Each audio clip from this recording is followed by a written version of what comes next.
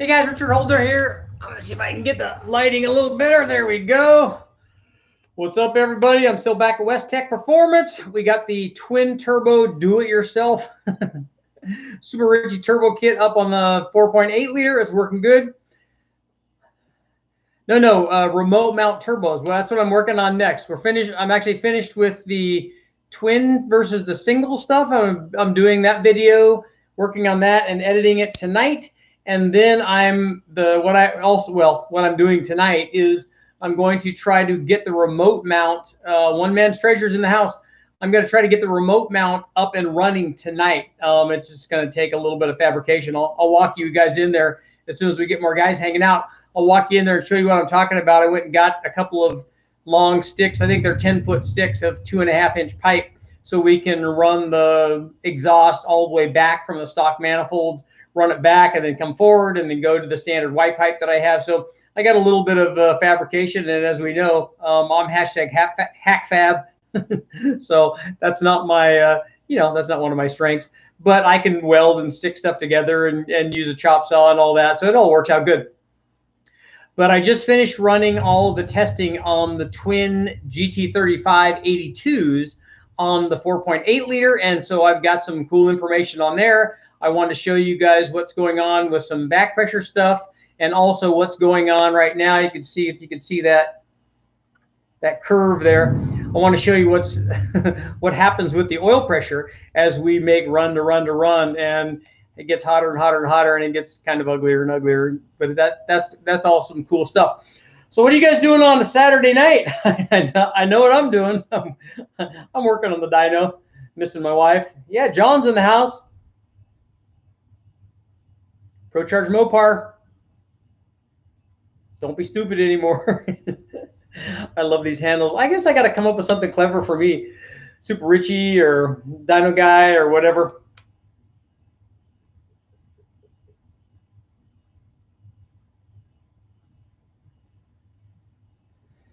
Michael's looking at homes to buy. I don't think we're going to find that here. Julius, are you down in Australia? Good day to you, wherever you are. Wishing I was fixing my 428 instead of fixing rust. Yeah, I hear you. Oh, halftime of a football game. Someone's building a 5.3. David's listening to his wife snore. I'm sure she'll be happy to hear that.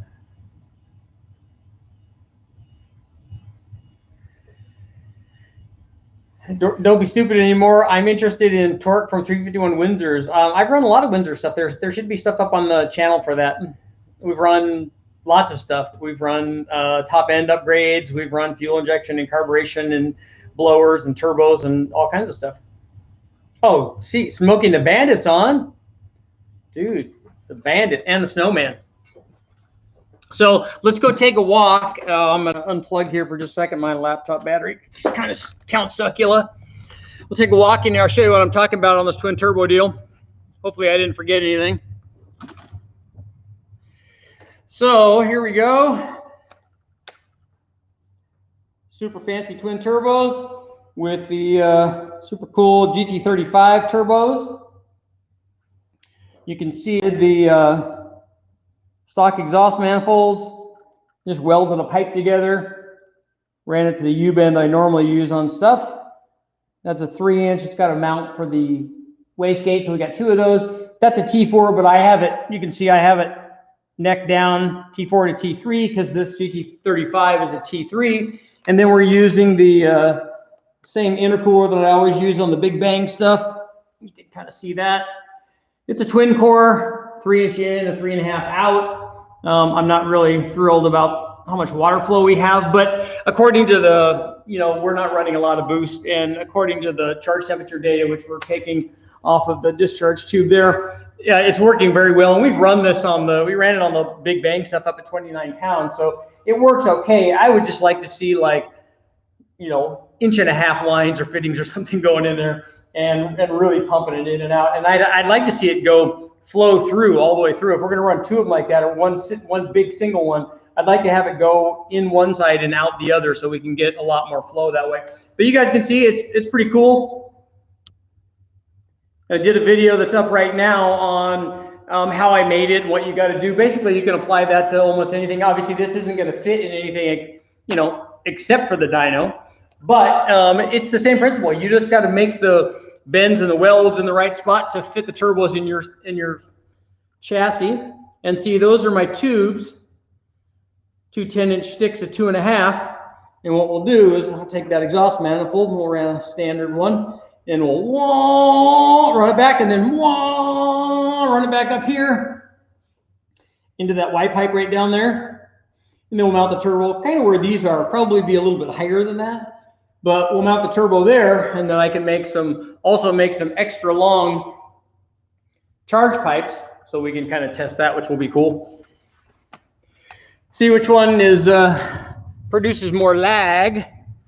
And since you guys are here live, you guys get some pre-data before I do the video on the single versus the twin, because everyone wants to know, hey, which one's more responsive? You know, two little twins are way more responsive than a single, and you know, yada yada yada, all that stuff. Sorry guys, I'm plugging in here.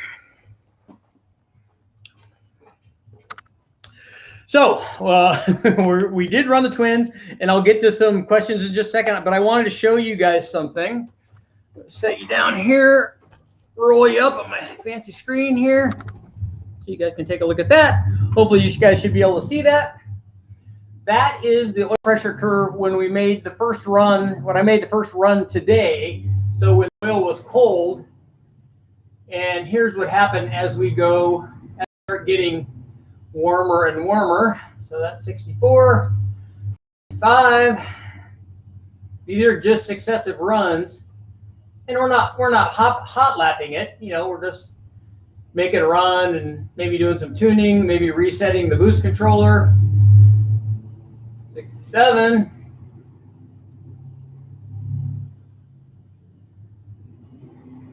68.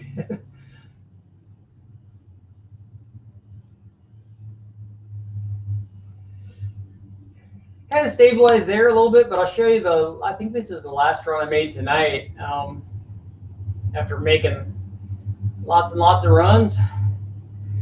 So those are all the oil pressure curves, and I'll give you maybe a little bit better glance here. But that's how our oil pressure dropped after making a bunch of runs. Now, I don't know how this 4.8 liter has got to have about a bajillion runs on it. So, you know, it might be getting soft. The other thing to think about is I've got the oil feed for the turbos right in the block and right coming off of the pump. And I also have it teed going to 2 turbos. So we're feeding a lot of oil to the turbos. And I think that hey, you guys are gonna have to talk amongst yourselves for a second. I want to shut this door because they're running a motor over on the chassis dyno.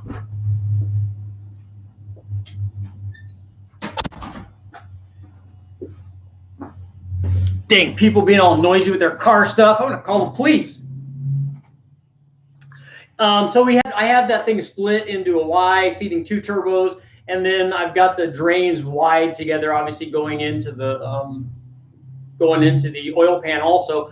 And I think maybe we have a lot of oil flow going through the turbos, and I'm hoping that that's what's showing the low numbers.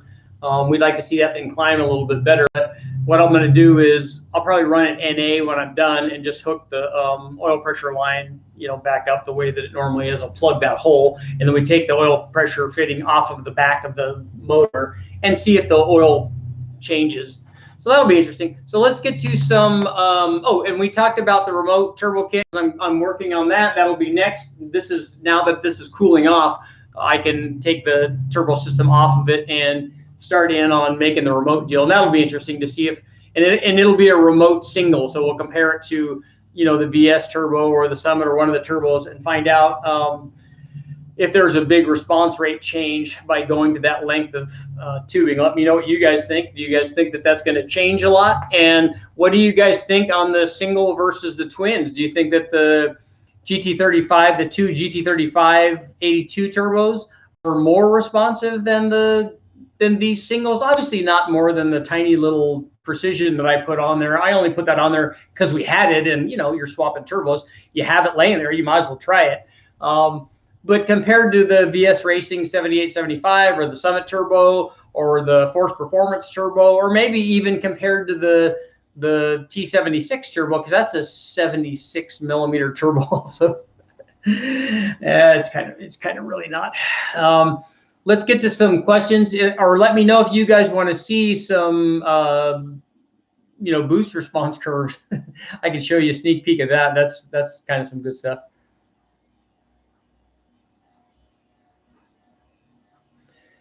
Okay.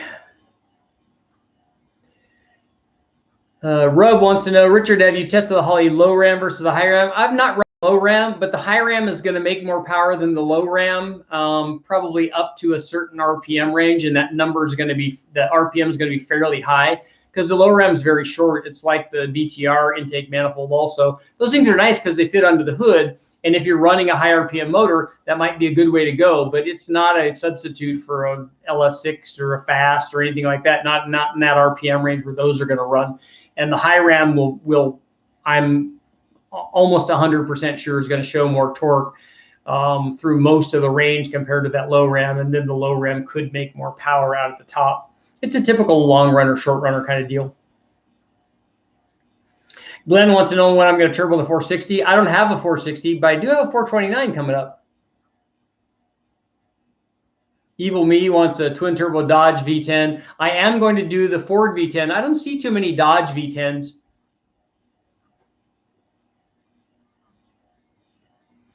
Palmer wants to know how well compound turbos work on a gas engine. If you look at the channel, I have a compound LS turbo 4.8 liter up there where we did testing with that. So you can do it. A lot of times there's not a reason to do it on an LS, because you can make 1,000,000 horsepower even with a single, or with twins, you know, just run the normal way without compounding them. The compounding thing that I'm going to do is a turbo going into a blower, and that's also kind of cool. Devin wants to know my thoughts on turbos run with long tube headers. I think that the long tube headers, like in this instance, would probably help. They would probably help response. The other thing I'm thinking of with these GT35s, I'm wondering if smaller tubing running from the exhaust manifold to the turbo, and if any of you guys watch the do-it-yourself video, maybe mandrel bends might be a little bit better deal on that too.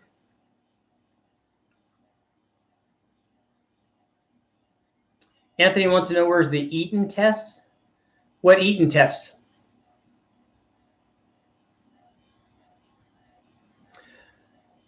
BC block, what's your oil temp getting to? I don't know. I actually I'm not measuring oil temp right now.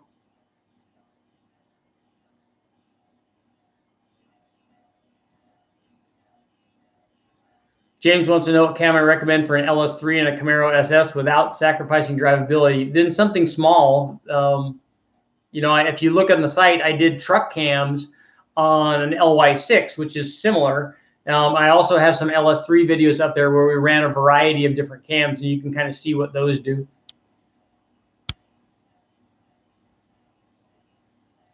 Yep, I agree, Adrian. In the words of zip ties and bias plies, you don't need any. In a world of zip ties and bias plies, you don't need any mandrel bends. Well, I didn't have any. I just angle cut stuff and welded it together and gave it a blessing, and you know, sent it on the dyno.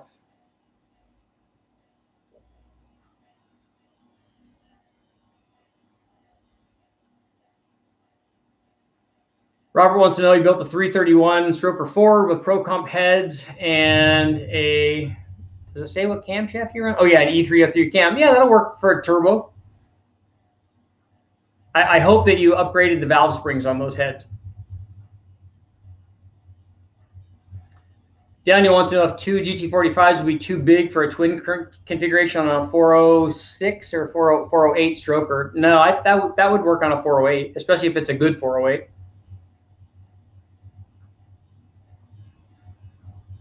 Isaiah wants to know how he can get a hold of me to pick my brain about a 5.7 of a 94 Chevy pickup. My email is on the is up on the link to or on the channel, so you can go to that and send me an email. That's fine. or ask here, and I'll try to answer it if you have a specific question, if it's not really long and drawn out.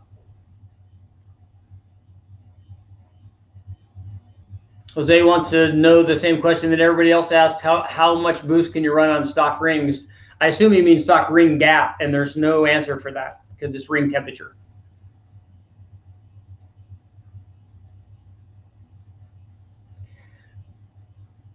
TP want to know, would an LS6 intake and a Corvette LS6 exhaust manifolds be too restrictive for a cammed 4.8? No, they'll be fine. You won't make as much power as you would make with long tube headers because they don't have scavenging, but it's not a flow restriction so much.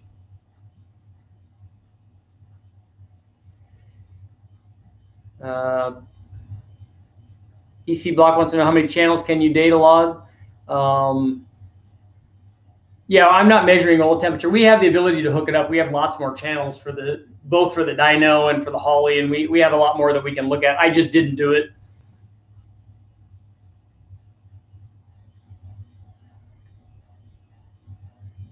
Sean wants to know, do I have any hope using a stock L48 engine? Yeah, that's a good starting point. Any small block Chevy is a good starting point. You can add boost to anything. It's just that you start out at a lower number and then you end up at a lower number with boost.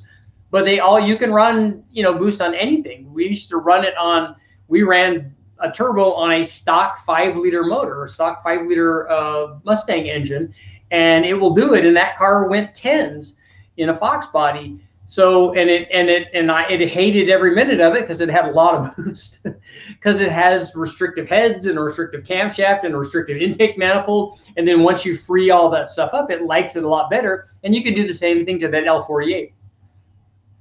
But if you have an L48, put a cam in it though. That will go a long way toward helping the turbo out. 07 Mustang wants to know what size injectors we ran on the Big Bang. I think that they were 65s, and we ran a lot of fuel pressure, and we ran a boost reference regulator on it as well, and we ran it on gas and not E85. Jay Wallace wants to know dish pistons versus flat tops on a 5.3. Every point of compression is 3 or 4% in power, so if you go up, that's about 1 point. You'll make a little bit more power.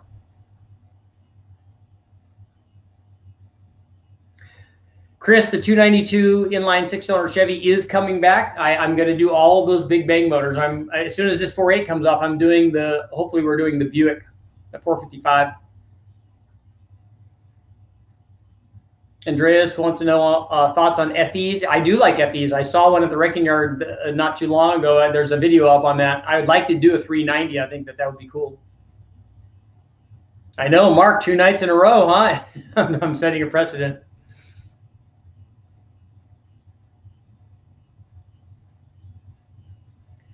By the Life wants to know, is there a power loss between a mesh windage tray and a sheet style? If you listen to the manufacturers, the diamond scraper style, those are supposed to be better. I haven't seen a direct back-to-back test on those to see which one actually is better. Having a windage tray definitely is beneficial. And having an oil pan also that's down away from all of the madness is very good, especially on a big block Chevy. They tend to have a lot of windage. So having a windage tray and a deep sump pan and scrapers and all of that stuff is beneficial.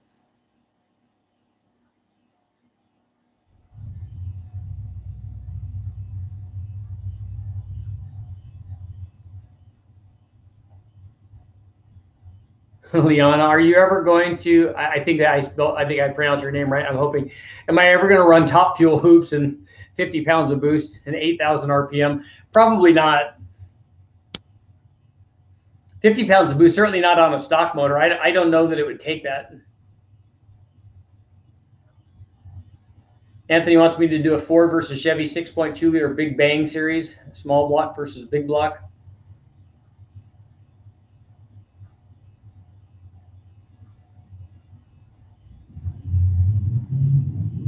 Tim, I'll put the email up at the end when we're done with this video. I'll put it in the description of this video.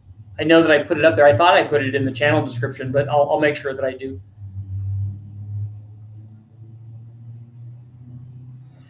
Mark says he did find out that the bell housing for the VK56 was detachable. That's good news. So if I go get a VK from the wrecking yard, I need to make sure that the bell housing is attached to it, right?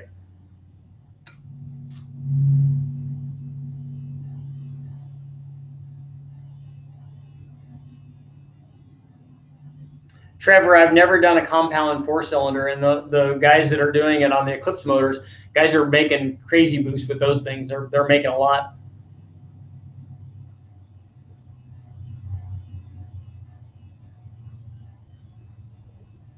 Thomas built a 10.5 to 1 496 with Brodix heads and forged H-beams and forged pistons and twin 475s. Well, the twin 475s, depending on what hot side you have, are going to support near 2,000 horsepower. So if you can turn it all the way up to that and everything's right, then that's how much power the turbos will support.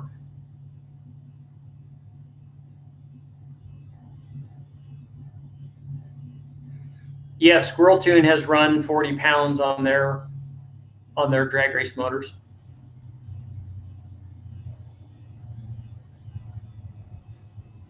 DCM Bigfoot wants to know, is a 706 head with a 2-inch intake and 157 exhaust.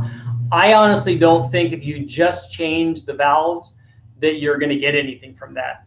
We're going to do a test on that. I was just talking to Brian Tooley on the phone about that today. I think if you go to bigger valves, you're making valve shrouding even worse. And if you don't do anything to adjust for that, I don't think that that's a good idea. I don't think that the valve size is restricting that flow. And in fact, I think that just the opposite. I think that the smaller valve actually helps you on the small bore motor. Yes, John, if you drink my charged lemonade, you will gain horsepower. Especially the more you drink, your car will be a lot faster.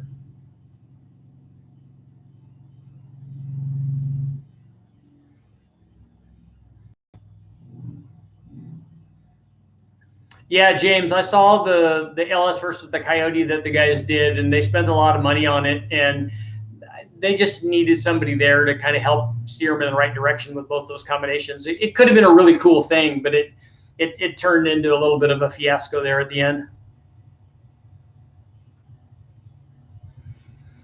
Joe wants to know, he's got an L92 engine. He wants to know a good twin turbo kit. I don't test kits normally, but just select the turbos that you want for the power output that you want. It doesn't have to be twins. These two GT35s will certainly do 1,000 horsepower.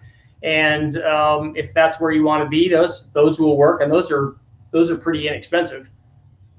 And those are just using truck manifolds and super Ritchie adapter pipes.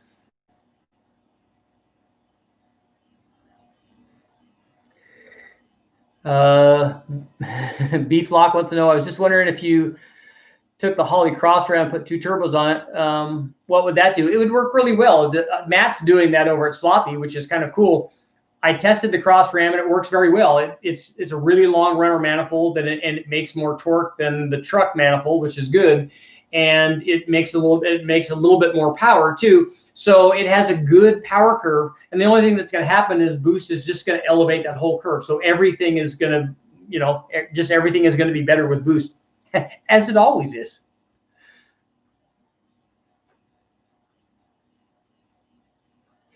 Yeah, Terry, you could run two BorgWarner turbos from diesels on that 454 and try that and see how it works. 2 of them should do pretty well.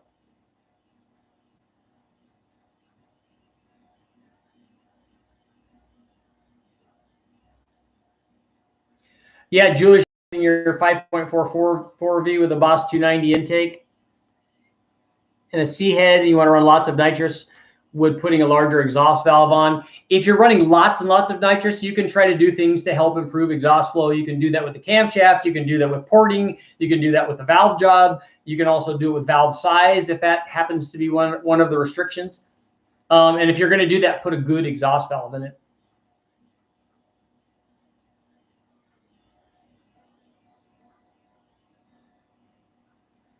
Sean, that's a good question. Thoughts on steaming problem running a lot of boost on stock bottom ends and 5.3s? I don't even run the steam vents. We close them. I have a crossover in the front, and then the backs are closed. but I think that's probably not as a good idea as I originally thought. It was more convenient when I was doing it. The thing is that we don't run, we run our water temperature really cold. So, you know, we're starting the run maybe at 140 degrees or so. So, and sometimes even lower than that, depending on what we're doing. So we have less of a chance of that becoming a problem.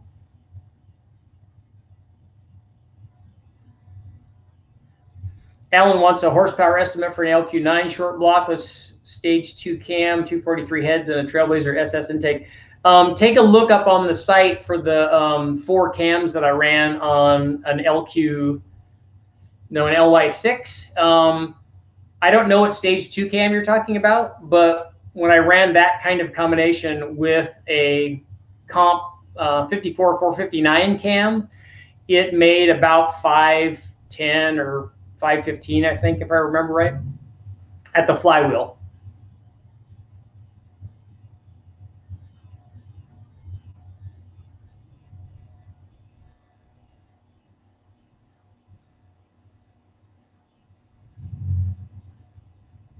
Robert, I would suggest he wants to know about the springs on the Pro Comp heads. I would just, whenever we measure them, especially after we run them, and they may have cured it since then, I don't know, but when we run them and then measure them, they've lost a lot of spring rate, and we've had valve float issues on the dyno with them and stuff. So we always replace them. You can get stuff from comp cams and other places. Pack has stuff as well.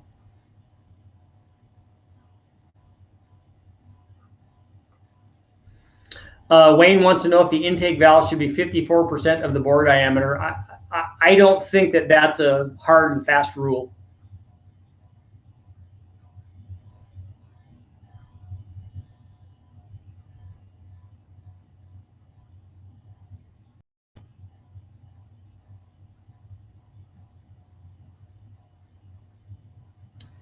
No, I've never found anybody that knows anything about the World War II era Clayton dyno. I asked around, but I haven't found anybody.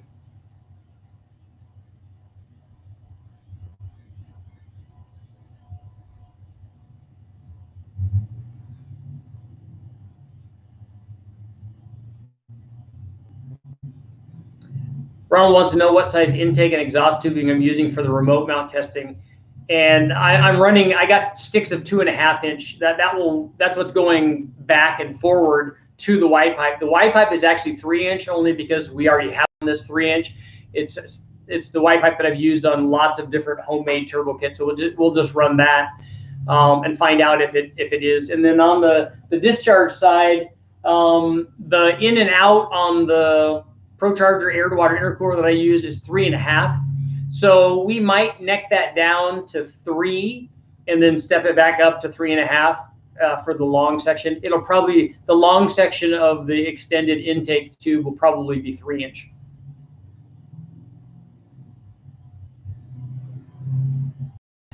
How much horsepower, James wants to know how much horsepower do you gain the way that we run it on the dyno without accessory drives. If you take a look at the video that I have up, we tested all of the accessories on, because people ask this question always.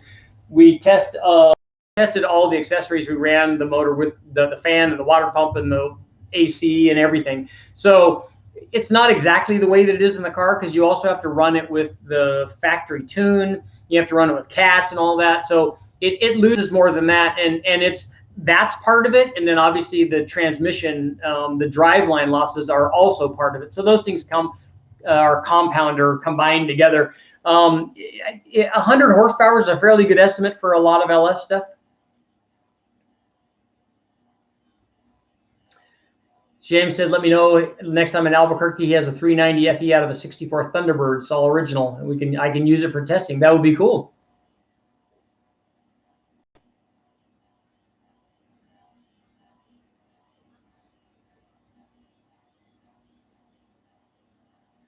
For some reason, Red Drum, you're not being shown. That's why I couldn't read it. You're being hidden. What are my thoughts on Scat and Eagle cranks and rods? They work good. I don't know what you're trying to do with it, but given what we do with stock stuff, the Eagle and Scat stuff is going to be a lot stronger than the factory stuff. And we've done 1,500 horsepower with stock stuff. So I don't know where you're going, but you know, I think that it should work fairly well. If you're going to build a race motor, then you got to use race motor parts, and the stuff that you're talking about are not bad. You can talk to the guys at VTR or various places, and they have combinations that they put together that they run in real drag race cars for stuff that's 2,000 plus horsepower, and you can talk to them.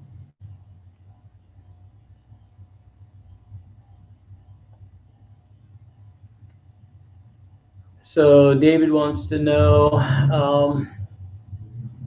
do I get rid of my Chevy computer and run a Holly? I don't think you need to. You can tune the factory computer if it's a daily driver.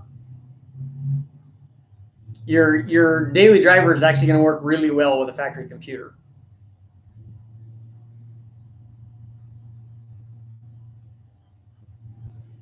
Adam wants to know, he's got a 20 over 5.3 with 220 heads on it, 10.5 to 1, high RAM, stage 1 twin turbo cam, and twin billet 6673s. That should make a lot of power. I don't know whose turbo that is that you're talking about, but that's enough to make a lot. Are you looking for, the mid-thousand range? Is that what you're talking about? Epic wants to know if I have had any experience with John Causey heads. I have, and I've met John. We did stuff at Engine Masters, and I've been there. I did some emceeing with what the heck was it called? Is the conference that they have when they have PRI. And John was one of the speakers there, and he's a really good guy. And I have run his heads. I run his small block Ford heads. I've also run his big block Ford heads, and I've obviously run the Super Cobra Jet stuff, which he was instrumental in. And so we've run a lot of this stuff. He's a really sharp guy, and he knows how to make power. By the Life wants to know any downside running a twin scroll turbo on a single side of the exhaust. On just one side of the exhaust, like just running 4 cylinders of the V8 on it. I've tried that. I've tried that on a big block, if that's what you're talking about. Or if you're talking about running a twin scroll on a common feed that's not divided, we also do that. Mike from New Zealand, have I ever done any rotary stuff? I have done some chassis dyno stuff with a rotary, and I like them. They're really cool. And I've raced against them. When I first bought my Mustang, I bought it to go showroom stock racing, which is a class in SCCA way back in the 80s. And that's why I bought it, so I could go showroom stock racing. And I remember there were RX3s and 4s and RX7s out there, and they were unmuffled too. And if you've ever been next to an unmuffled RX7 on the track at full throttle at 8,000 or 9,000 RPM, they're very loud. I thought my car shut off. I couldn't even hear it. Those things were so loud, but they're really, really cool.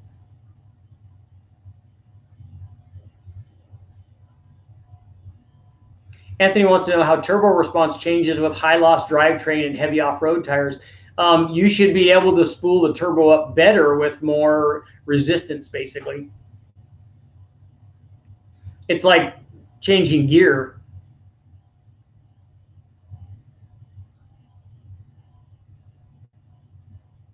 Let's see, Boosted wants to know what's better on a single turbo kit for 1,000 horsepower, a 2-inch crossover versus a 3-inch crossover pipe.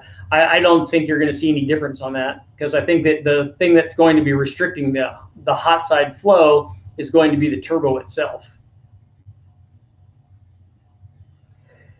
Stead's Garage, that's a good question. Have you ever tested 4 and 2 into 1 versus 4 into 1 header on a 4-cylinder? Yes, I did. I did a lot of that on Honda stuff, and we could get a 4 into 1, at least the ones that we were testing, to do exactly what a 4 into 2 into 1 did. Now we tested that particular test on, I did that on 2 engines. We did it on a single cam, a D16, and I also did it on our B16 that I was road racing in US Touring Car, because it went through about 15 different header configurations when I was trying to find power on my little B16.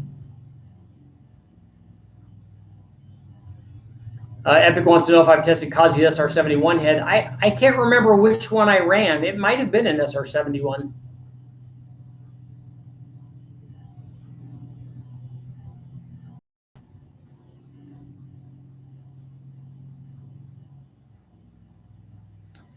Juan wants to know if I'm running twin GT35 setup. I run 7-pound springs or more and boost control. They usually want to be at 7 pounds, but then I want to go to 10 to 15. Well, the minimum setting is going to be the spring rate. And then if you have a boost controller, you can go up from there, but you can't go down from there from the spring rate with the controller. Mike wants to know which block I should avoid if I'm looking to make 1400 horsepower. If you're talking about LSs, I would avoid the LS1, 2, and 3 factory aluminum blocks. You can use the L33 and that variant 5.3 aluminum block, and then you can use all of the iron blocks.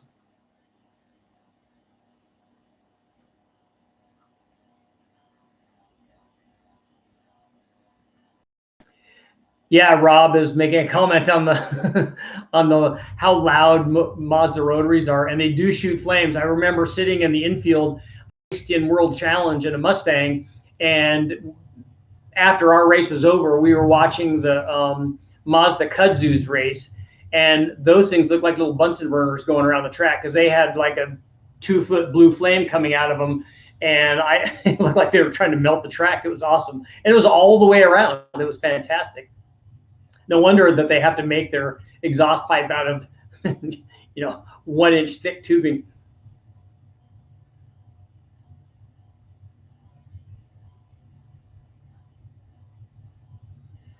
Thomas wants to know, with twin turbos, will lag be reduced by having a small turbo and a large turbo? Well, if it's twins, you want them to be the same size. If they're sequential twins, where one is being activated and the other, that sizing can work really well, but it's fairly complicated to route the exhaust and then change it and route the intake.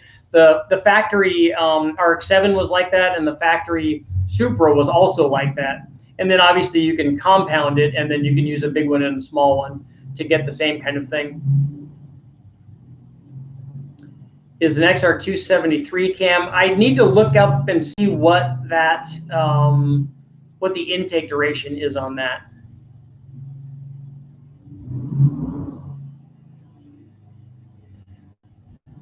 Jeep wants to know, what do I think the big bang limit would be on a stock LS1? We don't usually try to run them much over 1,000 horsepower. You might be able to, but they start distorting. Ivan wants to know, is there any issue boring a 5.3 to a 3.898? No, you can. We do that all the time. You use a 5.7 piston in there. We even go to 3.905, which would be an oversized 5.7. I haven't seen that ever being too thin of a wall. Some guys take them out to 6-inch or to 4-inch for a 6-liter, and I kind of want to do that too, but we'll have to sonic check it though. Juan wants to know, if you run 7 pounds and you turn the boost up, you don't have to change the maps too. When we tune these, we tune these at all the different boost levels, and then you can adjust the boost. Like now, when I was running the twin turbo setup, I already have the tunes in it from the single turbo stuff, so it's right at 7 pounds, and it's right at 10 pounds and 12 and 15 and everything. We test them there before they're right, so you can't just tune it at 7 and hope that it's right. All the rest of the map has to be tuned as well. Brian wants to know, how much boost pressure and horsepower will the aluminum 5.3 block handle? I don't know. You have to talk to the guys at Squirrel Tuned, or what's the other guy's name? They're probably running 1,400 to 1,500 horsepower, or maybe even more than that, with those blocks. So you're not going to hurt the block. You're going to hurt something else before you hurt the block.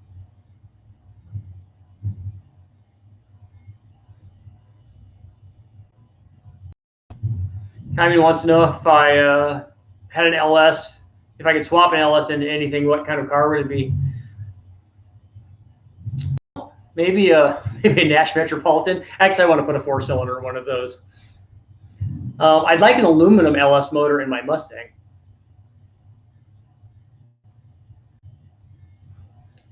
Robert, the ring gap is 7 thousandths per 1 inch of bore. So for that, it's always 28 to 30 thousandths ring gap for a turbo.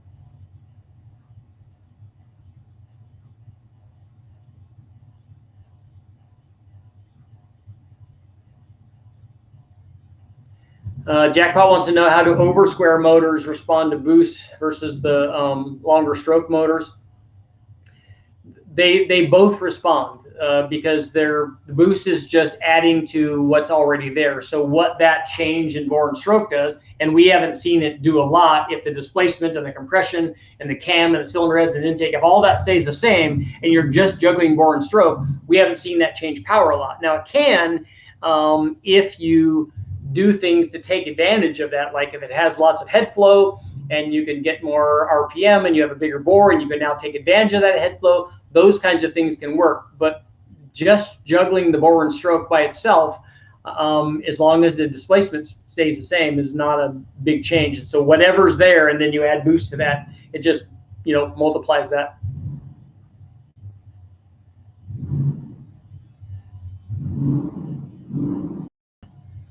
Yeah, Mike, if you run a 13B turbo at 700 horsepower, and you have an open exhaust on it, it's just insanely loud. Like it's ear hurting loud.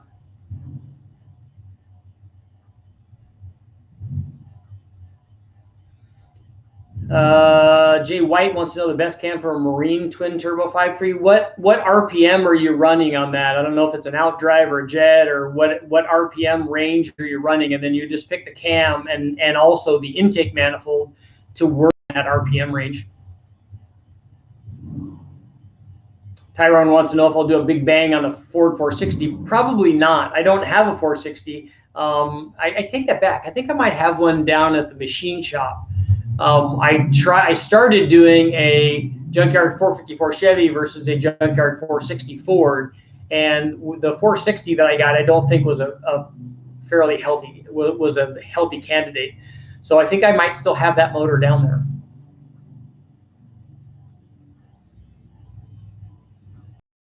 Ruined at Racing, our twin 7875 is too much for a stock bottom end 5.3. Well, how much power are you trying to make? Those turbos will make 2,000. So if you're trying to make 2,000 with your 5.3, it's going to take a lot of everything to do that. But otherwise, yeah, if you're trying to make 1,000, don't run those two. Just run one of them.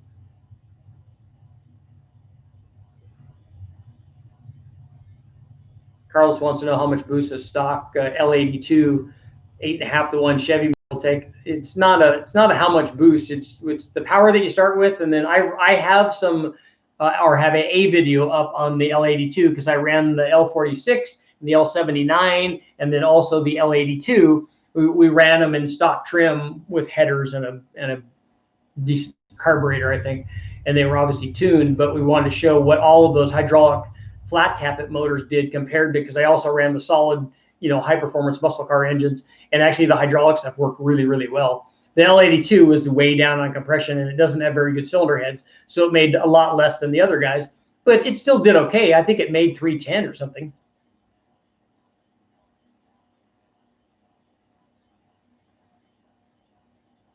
James wants to know, is a 408 LS a good setup? It depends on what you mean by good.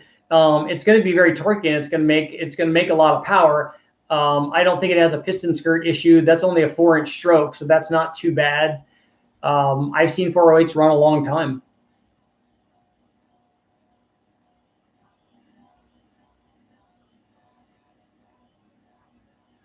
Alex wants to know what boost level a 6-bolt block is needed. I'm not sure. I think if you're running day in and day out at 1,500 horsepower, you should probably have a good block. I mean, we do stuff like that on the dyno, and guys do that out on the racetrack. And I guess they're using stock blocks. So, certainly, then let's say 2,000 horsepower.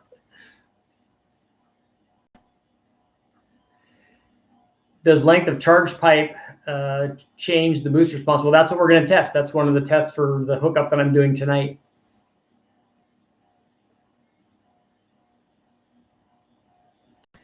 Jeff wants to know how much power a stock, a 2.3 liter, like the SVO turbo motor or T-Bird turbo motor, how much the stock motor can handle with forged pistons. If you have forged pistons, you can really turn it up. The horsepower that you make is going to be dependent on the other things that you have. You need to put camshaft in that thing, and it definitely needs a ported head. And if you're going to put enough camshaft in it to run up high, then you need a shorter runner manifold too, and then they can make good power.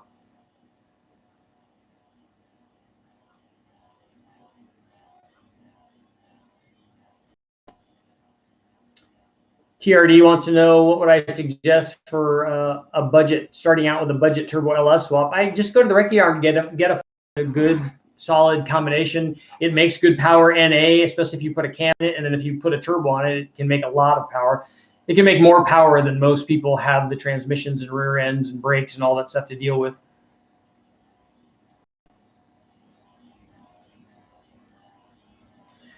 Turbo wants to know, when are we going to see a V6 Big Bang? I don't know. I don't have any V6s. The only one I had, I actually gave to a buddy of mine, and he put it in his boat, and it's working and running around great. It was the little 4.3 liter V6.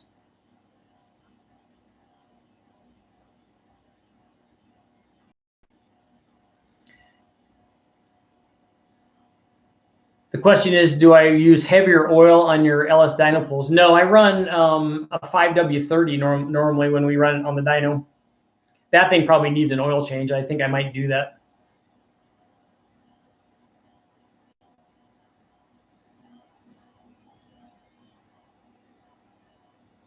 Brian wants to know, when changing cams in a 5.3 with variable valve timing, is it best to get rid of the variable valve timing?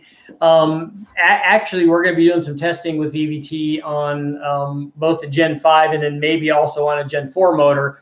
And VVT should help boost response a lot because it allows you to get a lot more low-speed power and possibly not give up any top-end power too, but that's what we're going to test. It'll be interesting to see.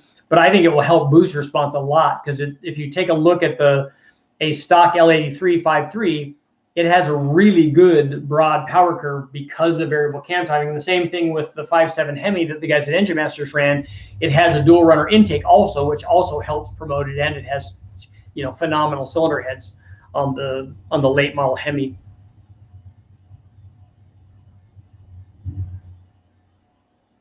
Luke wants to know, would 1550 oil be bad on the stock motor? That's pretty heavy.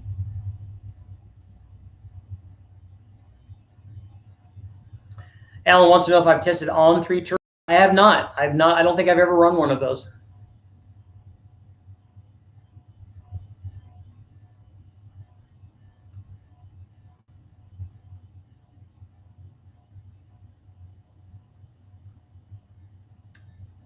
A Big Bang EcoBoost series. I don't have any EcoBoost motors.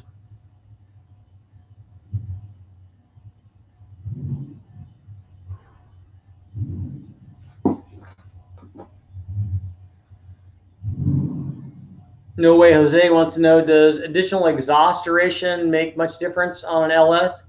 Like going from a 227 235 to a 227 43? Yeah, take a look at the comparison I did. I did a 259 versus, I mean, a 459 versus a 469 comp cam, and the only change is added exhaust duration. It went from a 231 239 to a 231 247, and what it did was just rock the very outer parts of the curve. It made a little bit less down low, way down low, and a little bit more on the top. Basically, through the rest of the curve, they were the same. And that's the famous rec port, cathedral port cam, because the cam test, because those two things that's how they're designated, and for 90% of the curve, there just wasn't really a difference in power. Epic Scandinavian wants to know if oil weight changes horsepower. Yes, it does. If you go to a really light, like we run 0 weight oil, and it definitely changes the power, and so does the changing the oil pump and that kind of stuff.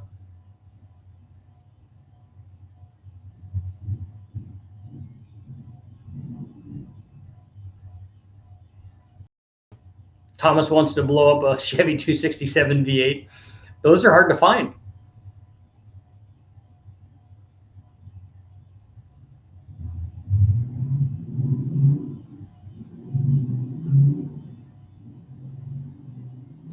Nick Nasty wants to know if an exhaust like a Z06 that opens a valve up, you to improve the spool rate turbo, you would want all of the exhaust going to the turbo. So if you restrict that, that's not going to be good.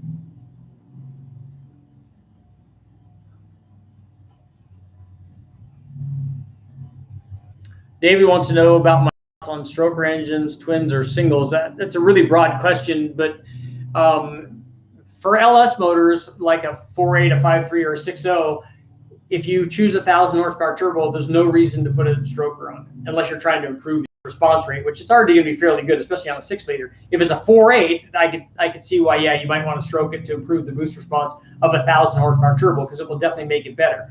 But ultimately, the limit is going to be the turbo itself. And since guys with 5.3s and 6.0s and 4.8s can make that 1,000 horsepower, there's no reason to spend the money on a stroker crank and rods and pistons if you can already do it with the stuff that you have. And that's kind of the way that a lot of people look at it. The bigger motor is definitely going to make more power, and it's going to make more power at every boost level. It's just not going to make any more power, and it actually might make less peak power with the same turbo on it, because you run into an exhaust flow problem and lots of back pressure.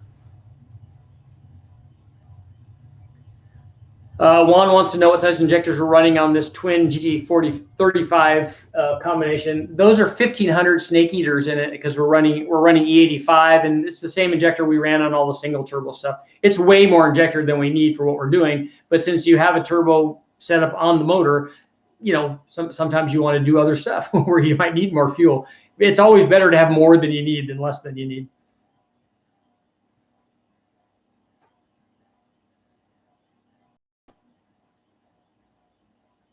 Isaac wants to know if a K24A Honda with a turbo run at 600 horsepower would last in dirt track racing.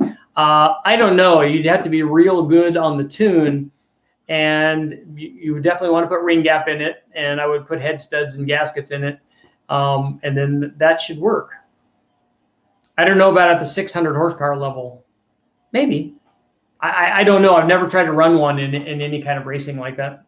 We've only done drag racing. We've done Bonneville stuff too, and they last for that, but that's a minute and a half or so of wide open throttle. It's not on and off and like you guys are doing.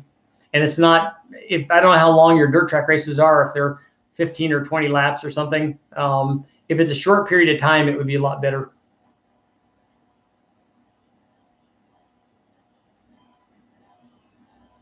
Carlos wants to know if I've ever thought about doing a video on Ecotechs with boost. I don't have any, and again, it's hooking them up on the dyno. That's the problem. That might be something we could run on the chassis dyno if somebody had a car that we could do testing with.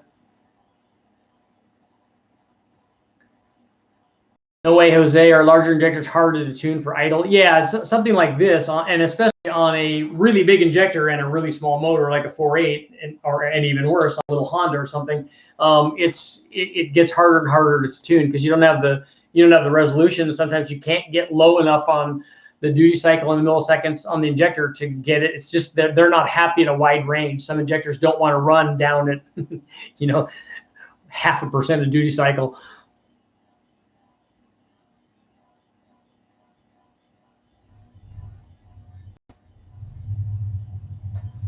Yes, I did think Epic wants to know if I thought about getting that Cobalt SS. Yeah, that would be cool. I always liked the Cobalt SSs, and if I got a supercharged one, obviously then you would add a turbo to that.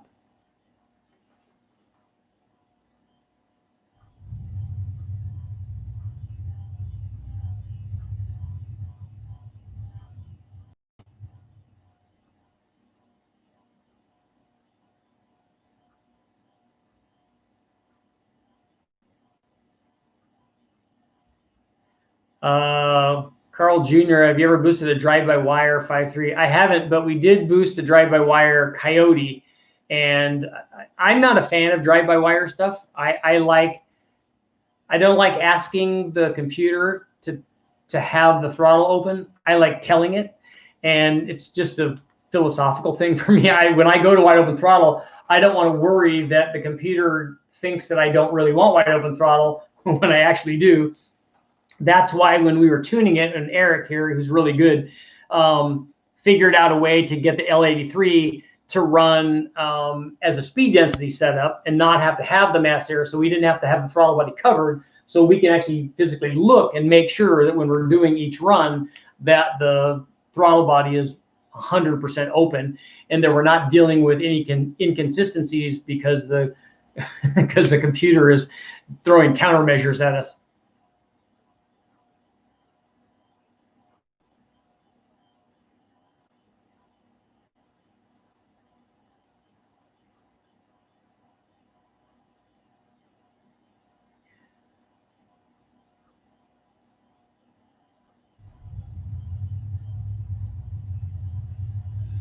Jeff, you have all those muscle Mustangs and fast forward stuff. That was really, really fun working with Campy and Evan back in the day. We did lots of stuff, man. The book grew so big, it was huge. We had a lot of stuff that we had to fill.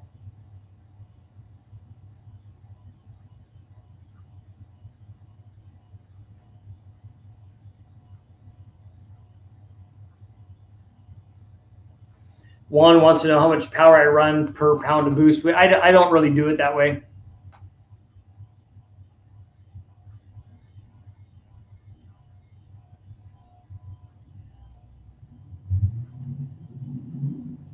Mike wants to know if there's a intake to exhaust valve ratio that works better for turbos. I don't ever look at it that way. So maybe there is. I've never done calculations like that. I always look at it from a much bigger perspective. That's not what's going to determine the effectiveness of the motor.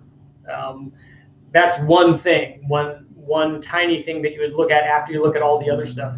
I look at the NA power, and then I look at the boost, and then you start looking at other stuff. And that would be way down on the list of things that I would look at.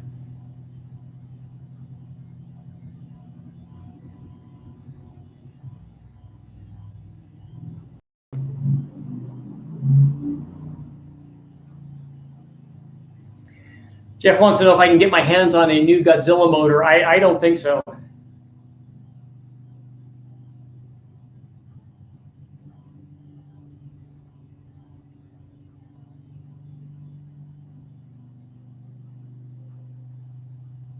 That's a good question. Do you need extra wastegates for a remote turbo? I don't know. I've never run a remote. I've only seen them come in and run on the chassis dyno. I'm getting ready to test this. I don't think so. I think that the two that we have will be more than enough because we're running 2 wastegates on a single turbo setup, and 2 GT40 or 2 of the 45 millimeter hypergates should be more than enough to control the boost.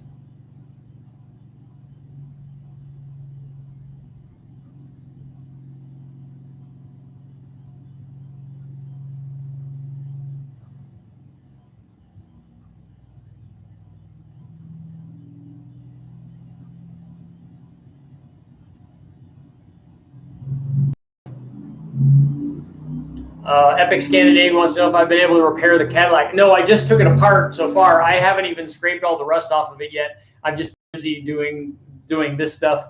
I want to get over and do that. And if I can't, we'll take it down to the machine shop and I'll just have them. I mean, I might bring it over here if I have time. That's what it is. It's always a matter of time. I'm building another turbo setup basically for this. So, and I'll be here until midnight or so, working. So it's just a matter of time. If I can't do it, I'll have a machine shop pick it up and just fix that cylinder for me.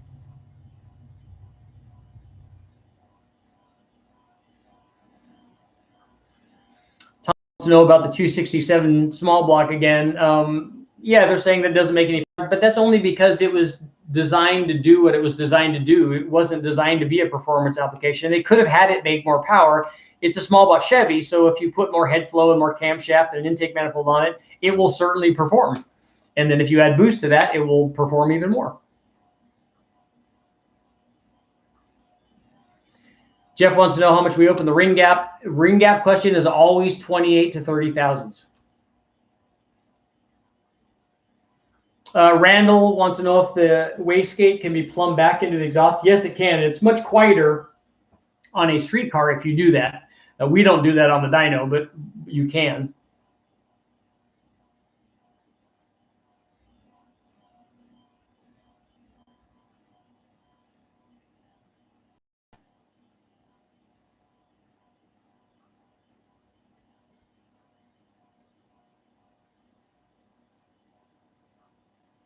Mac wants to know, can the 5.7 Hemi rerun with twin GT45s and still be streetable?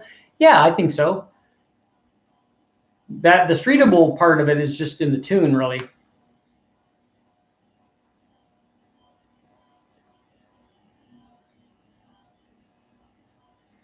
Seth wants to know the best way to break in a boosted engine. I always run them NA first. I never put an engine up on the dyno that's a brand new build that already has a turbo or a supercharger on it. I always run them NA, and we when we break them in, we break them into a break-in cycle. If I'm driving around on the street and if I had a motor somehow that had a supercharger on it and I was breaking in a brand new motor, I would just never go into boost. I would drive it around and put 500 miles on it, and you would vary the RPM and do all that stuff, and give it a chance to seat. And I know a lot of guys will just say, oh, you can go out and beat them hard and then they break in, and that could work too. I just have more mechanical empathy than that.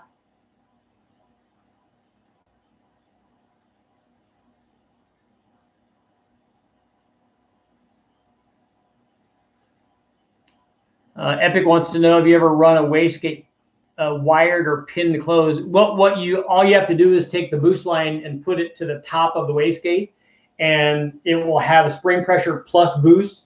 So unless you had a really serious amount of back pressure, the wastegate would stay closed. One of the guys, the racers, I think it was one of the guys doing, I think it was Chris Ratto, I think, was doing Time Attack. And he had the coolest thing I ever saw. It was a little plate that had a skull and crossbones on it, and what it did was replace the wastegate. So you take the wastegate off, and you put this little tiny manhole cover over the opening for the wastegate, and then you clamp that, and that was their little skull and crossbones. That was basically all the boost that the turbo would do, which I thought was, hey, that's pretty cool.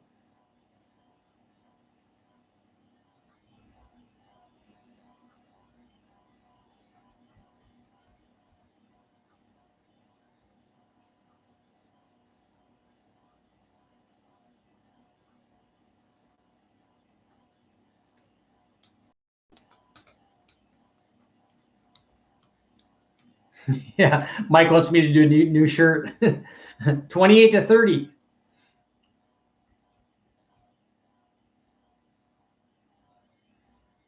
Did I lose people? Actually, I have to get going. So let's get one or two more questions, and then there we go.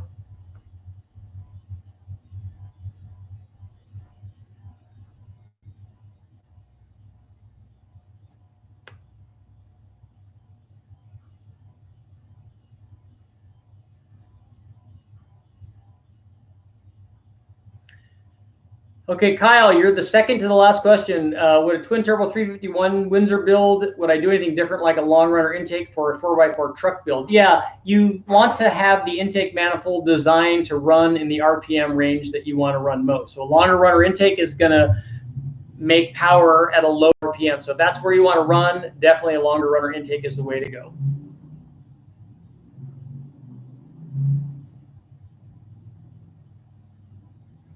Okay, Ricardo, you have the final question. Can you oversize a wastegate?